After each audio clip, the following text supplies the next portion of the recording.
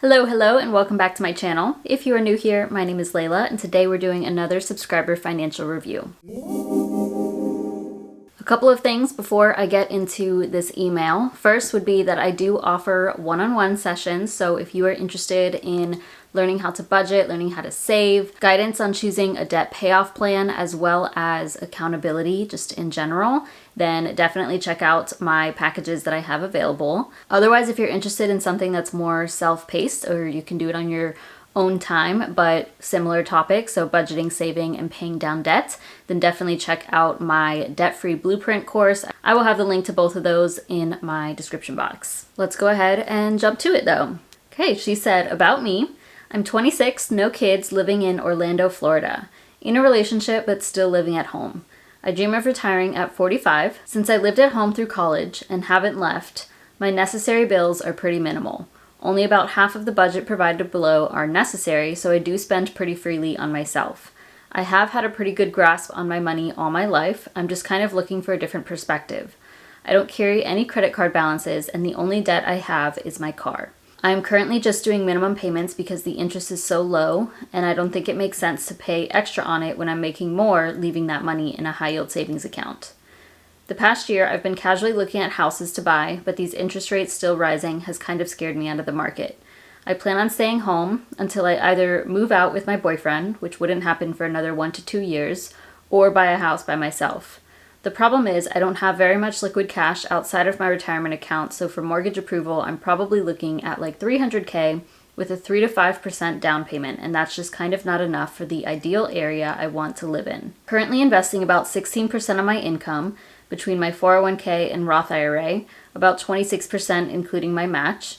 I just turned 26 this year and started paying for my own high deductible health plan that comes with an HSA, so I plan to max that out starting next year as well, bringing me to investing 21% or 32% with employer 401k and HSA match. I'm unsure of where to go next. My investing is at the bare minimum I feel comfortable with, and I am piling up cash in my high-yield savings account for the future house down payment, but I'm not sure if there's a better path I should be taking. Do I continue saving until I have a healthy 20% down payment for a nicer house? Do I jump in with a 3 to 5% on something that's meh? I'm going to answer all these, by the way. Do I instead prioritize maxing out all retirements and push home buying out? This would include renting. I love my parents, but I'm tired of living at home. Do you agree with slow paying the car, or would you just pay it off with the cash I have? What would you do? Below are all my data points, so we're going to go through the data points. I'm going to talk about everything that I just read, but I'm going to continue through the rest of this email just because I think it makes more sense to... Usually I like to talk as I'm reading, but for this situation I feel like it makes more sense to just kind of talk about it all at once. So her gross income is $80,000 with a 3% bonus. Raises/bonuses happen in March, but I just got promoted recently, so I'm only expecting maybe another 3% in salary bump for the next year. Congrats on that. Take-home income is about $5K per month on average, and then $1,500 bonus in March. Her only debt is a car loan, which is $19,100 at 3.05%. I will pop up her budget. So the car payment is $500, by the way. That is quite a lot, but I agree that the interest rate is pretty low. But that's a pretty large minimum payment overall, I will say. But luckily she's not paying for too much since she's living at home.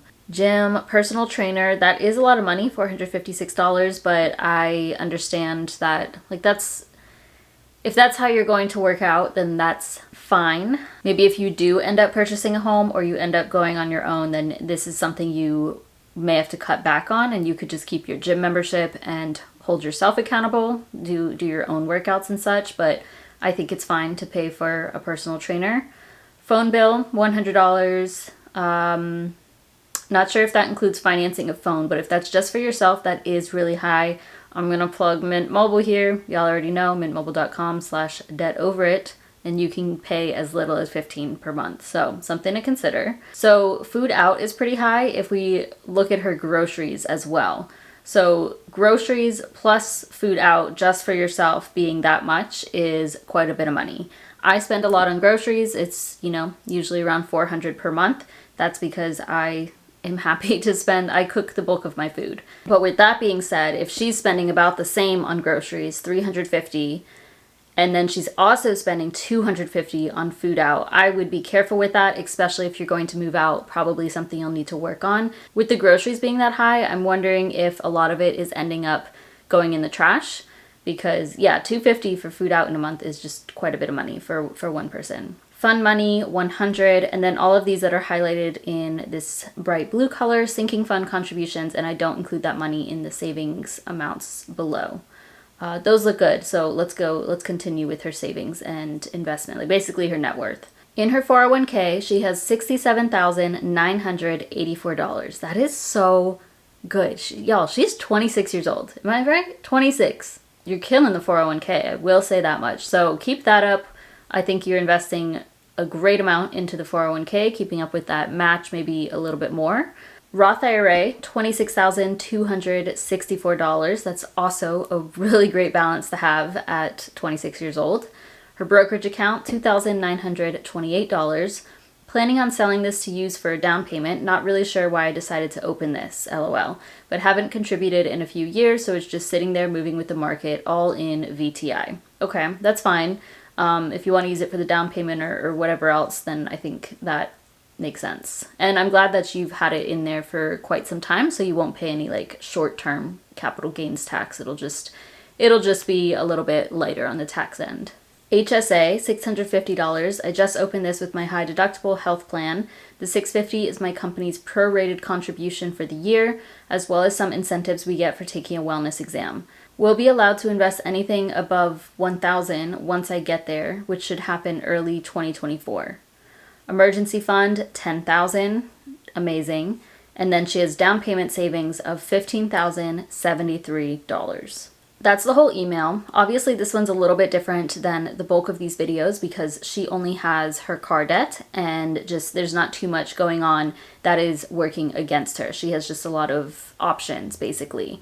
I do want to say, though, at the age of 26, she is absolutely killing it. Like, you are doing amazing. To have that much invested at 26 years old is a dream. Like, I wish I could go back and have these numbers because even me at the age of 30, I'm like nowhere near these numbers. So that's really cool. Something I want to call out in her paragraph, she said, I plan on staying home until I either move out with my boyfriend, wouldn't happen for another 1 to 2 years, or buy a house by myself. Okay. I'm all for buying the house by yourself, but I do want to put a little warning in here just in case. Maybe she's probably aware of it. She seems like she has a good head on her shoulders, but this is something I have gone through before.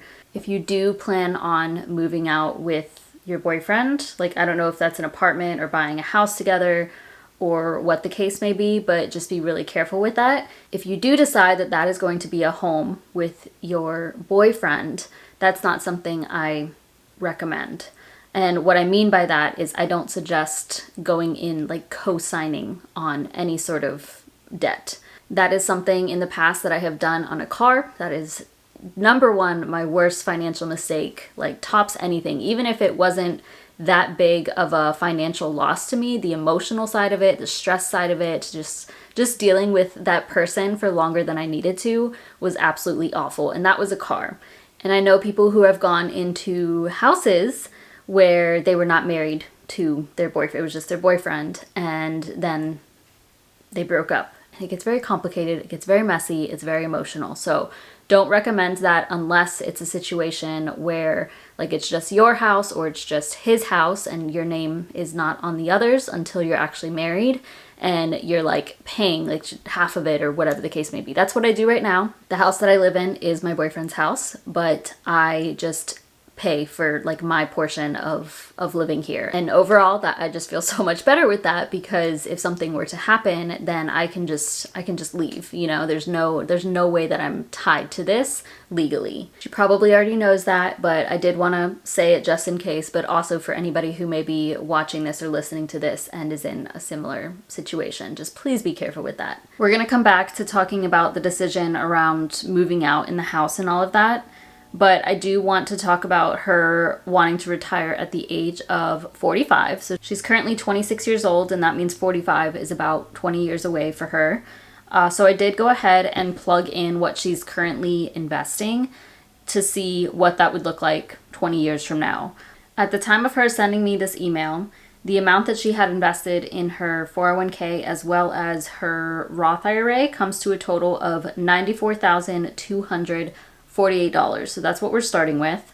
And then after 20 years, a return rate of 6%, which is probably being generous. Depending on what she has things invested in, it's probably going to be a little bit higher than that, but we'll keep it at 6. Compounding annually. And she said that in 2024, she will be investing about 21% of her income, but 32% if you consider her employer match for both the 401k and HSA. So I did 32% of 80,000, and that means she's investing $2,100 per month. And obviously this is probably going to change year over year. If she stays at this job, she's probably going to get raises. If she switches to a different job, it could be more, it could be less, probably more. So this is just literally assuming, just making a huge assumption that it's only going to be $2,100 each month going forward, but that's probably not accurate. But you can see that after about 20 years, she will have $1.2 million, and it will probably be more than this. Obviously, the bulk of her investments will be in her 401k as well as her Roth IRA, so she's going to have to do some backdoor things that comes with financial independence, retire early, but I'm pretty positive that she knows about that. But having a nest egg of 1.2 at 45 years old, 46 years old is amazing. And the reason that I'm talking about this is because this is important for her to look at. Like if she hasn't looked at these numbers yet, then definitely something to consider, because maybe 1.2 is not enough for her. Like at the age of 45, she won't feel comfortable with that amount. Maybe instead she would feel more comfortable with 1.5 million or 2 million and beyond that. And so you would need to figure out how much more you need to be investing in order to reach a higher net worth by the age of 45 so you can comfortably retire. But so far she's definitely looking really good, but it's up to her on if she wants to increase how much she's investing based off of this ending balance. Let's go ahead and address all of the questions that she put in here. She did mention that she's unsure of where to go next. And her first question was, do I continue saving until I have a healthy 20% down payment for a nicer house? This is one of those questions where I can't make the decision for you, but I'm going to say no to the 20%. Let me preface what I'm about to say with that I have never purchased a home. Like I have never signed any paperwork, just me, myself, and I purchasing a home, okay? However, a podcast that I listen to really frequently is The Money Guy. I think what they talk about, what they have to say is honest, important, and it just feels trustworthy to me. And something they frequently talk about is when you're going in on your first home is to do like a 3 to 5% down payment. You do not need to do the 20% on your first home just because that's really difficult for a lot of people to do.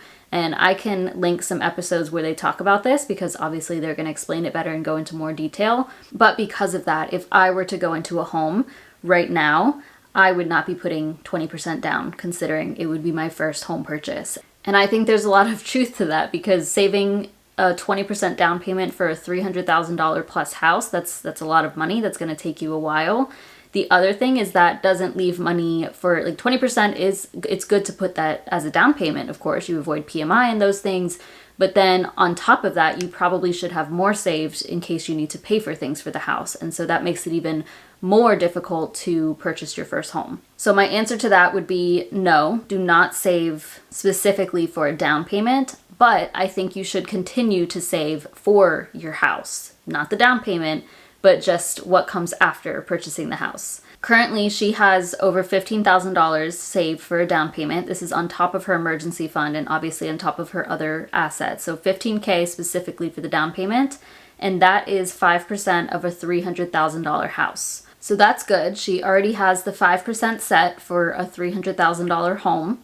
But on top of that, I think you should continue saving for the house for everything that comes after. So this would be if any emergencies pop up with the house, or if you need to buy a washer and dryer, refrigerator, fix the sink, fix the whatever may come up, furniture for the home. There's just a lot of expenses that can come after buying a house, and I definitely would want you to be prepared for that. Her next question, do I jump in with a 3 to 5% on something that's meh? Jump in is not the best word for that. I don't think you should jump into a house ever by any means, you know? So my answer to that is no, not necessarily. But I think it's probably better for you to purchase a home that's about 300K right now versus a really nice house. Like, you are in your 20s. The home that you purchase in your 20s is probably not going to be your forever home. And it is absolutely okay for you to move into a home that you don't like absolutely love. It does not have to be perfect. It does not have to be your dream home. It's just that's not the reality for most people. And even like the house that we're living in now, this is obviously not where we're going to live forever. It's not in my favorite location. It's not in my boyfriend's favorite location. It doesn't have all of the things that we want. There are tiny little things that are, you know, the way that it's built and styled. Here's a perfect example. You see this doorknob? Just little things like this, like gold hardware, ugly. But it's like once you're here, it really doesn't matter. And the more important thing is that you were able to accomplish something so huge, such as buying your first property, and it does not need to be perfect. So even if it's a $300,000 house, which is a lot of money, by the way, then that is okay. I think 3 to 5% at that home is much better than you doing 3 to 5% at a, you know, $500,000, $600,000 home, or even a 20% down on a very expensive home, because then you're going to end up house poor, and it's going to make building up your net worth just much more difficult. If you end up committing to a nicer house or something that's just much more expensive, it kind of keeps you trapped with your finances. And maybe trapped isn't the best word, but you know, if something happens to your income, or if you need to be saving money for something else, or emergencies pop up, like your mortgage is just going to be so high, even if you put a 20% down payment, and it's just gonna make things much more difficult. Like, you may be investing less or saving less. And I don't think you need to rush into any of that while you're in your 20s. And it's completely okay for you to have a more affordable, smaller home that maybe is not ideal for you right now. What I'm gonna pop up on the screen right now is her spending again. So this is exactly what I showed before of, you know, the breakdown of how she's spending her money. I did kind of talk about her spending as I was going through the email. Like I said, the food out is a bit high. Personal trainer might be a lot in the future if you do end up buying a home or moving out, but for now I think it's okay. And also, if you look here, if we look at the difference between her income and expenses, she has a lot of money left over. So she should be able to put an additional $2,000 to her savings, to her investments, whatever it is that she wants to, as of right now. Her next question is, do I instead prioritize maxing out all retirements and push home buying out? And she said this would include renting. Another question that I am just not going to be able to answer for her, but I did some research on where she lives. So I don't know if she said she lives in Orlando, Florida right now, but I don't know if that's where she's planning on buying. I'm just making the assumption. So I did research on the mortgage rates currently in one of the main like Orlando zip codes. And then her purchase price of $300,000, down payment of $15,000, an average credit, or a good credit score, I should say, which I believe she has, and then 30-year fixed. So what she's looking at is about a 6 point something interest rate, and her monthly payment would be close to $2,000. It seems like at this point, interest rates are between like 6.5 and 8%. So, I mean, I don't know if it's going to get worse. I don't know when it's going to get better, if it is. So we can expect that if she were to buy a home, it's probably going to cost her $2,000 per month. The other thing I did look at is the median rent prices in Orlando, and that's also about $2,000, unfortunately. We all know that rent is very, very expensive at this point. So something I put together is what her spending would look like if she were to move out. So I'm going to pop that up on the screen. It's all of the numbers that we were looking at before, but I literally just added on. Actually, I did adjust her income for, this would be like for 2024, if she were to get, maybe 2025. If she were to get a 3% raise, she would be at $5,150 or so as a take-home pay. And then all I added into here was rent and or mortgage of $2,000. Now, I didn't adjust her personal trainer fees or the food out or anything, so maybe that would decrease when she moves out, but you can see now that the difference is much, much lower compared to when she was living at home. And this isn't even accounting for like utilities and things that may pop up when you move out. Even with renting, I wouldn't say it's as expensive to rent as far as like, you know, if maintenance comes up or utilities, it's a lot cheaper. but that's not accounted for here. So it's going to be more difficult to save and also to invest if you go down this path. But I think overall you would be okay, because based off of how much you're putting into your 401k and your HSA, like that's a big chunk of investing. But yeah, this doesn't include what you're putting to your Roth IRA. The decision she should make around moving out, whether that be buying a house or renting, is just a tough one overall. And like I said, I can't answer that for her. But I would, if you are really set on purchasing a home, if you are going to purchase a home, I do think it should be a lower cost one, so 300K max or so. Keep that 5% down payment, but you need to continue saving on top of that. And maybe at this point in your journey, like come the new year, you can apply and you can see what you qualify for, see what your interest rate is. And then from there, you can start looking for homes to purchase. And who knows, you could maybe find a house that is a really good fit for you right now. It's not perfect because it's not more expensive maybe, but it will be your good first starter home. Obviously, applying for a mortgage is going to hit your credit score, but at least you just like starting the home buying process is not a huge commitment. Like you don't absolutely have to buy a house even if you applied for a mortgage, like you can just start looking, see what's out there. If you don't find anything within a few months or within whatever timeline it is that you are thinking about, then at that point you could continue saving, but also move out into your own apartment. And then her final question, do you agree with slow paying the car, or would you just pay it off with the cash I have? What would you do? So no, do not use the cash that you have. I think that probably took you some time to save up. So I would say to keep that cash where it's at, reserve that for the down payment, just continue saving. Another question that I cannot give a absolute answer to, because personal finance is personal and it's really up to you on if you want to be debt-free sooner rather than later.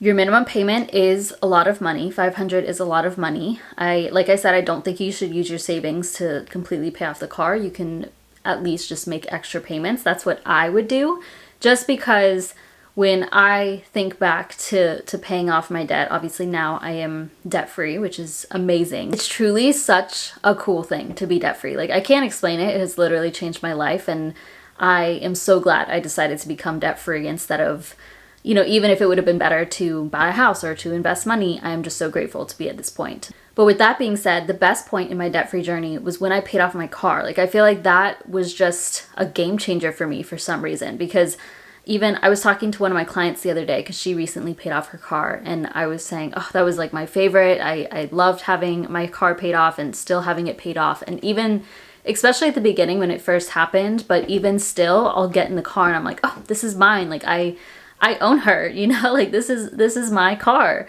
And just knowing that I own a car outright is the best feeling. The other thing is that it frees up a huge payment, a huge monthly payment. Mine was, I think, like $382 per month, which is not even as high as the $500. And just having that free up was, that's a big chunk of cash per month that I could instead put to my other debts, which you don't have, but you could instead put to savings or investments. Her interest rate is very low for the car. It's 3.05%.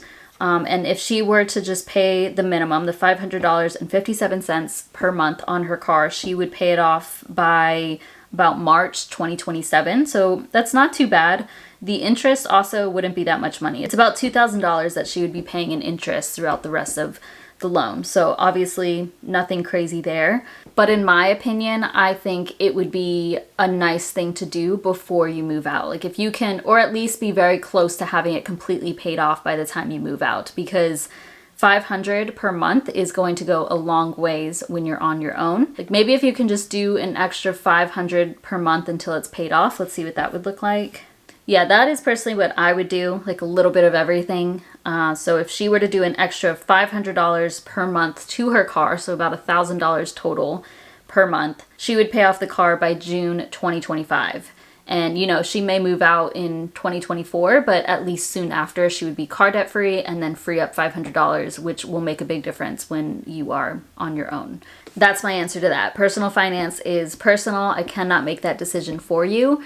I would not use your current savings, but I would make extra debt payments to pay it off fairly quickly so you can free up $500 per month. I know that I just covered a lot there and I didn't really give any concrete answers, but hopefully this was still helpful. She has so many options and she's in a very good financial situation overall. So I would just be really wise about your next steps, because I do want to highlight that purchasing a home is a very big decision and it's going to be one of the most, it's probably going to be the most expensive thing that you ever buy in your life. And I would hate for you to commit to like a $500,000, $600,000 home, and that's going to be, even if you put a 20% down payment, like you're going to lose all of your cash and then you're going to have this huge mortgage. I know that, you know, maybe your boyfriend would move in with you or whatever the case may be, so that saves things, but I don't want you to become house poor and have to feel stuck in a situation because you're in a really good place right now and you just have so much potential with your income, your current investments, and just your cash flow basically. And just keep in mind that if you do move into a home that's not in your ideal area or not exactly what you're looking for, that you can still consider it an investment. You know, maybe in the future you're going to have a lot of equity in that home and then you can sell it and make a profit off of it, or you could maybe rent it out and make some passive income that way, and that will help your early retirement even more. So yeah, just so many options out there, but all really good ones, and I hope you take your time with that. Please comment down below if there's anything that I missed or left out, or if you have some other suggestion for this individual. Otherwise, thank you all so much for watching. Please give this video a thumbs up and subscribe if you haven't already. It really supports my channel, and I'll see you in my next one.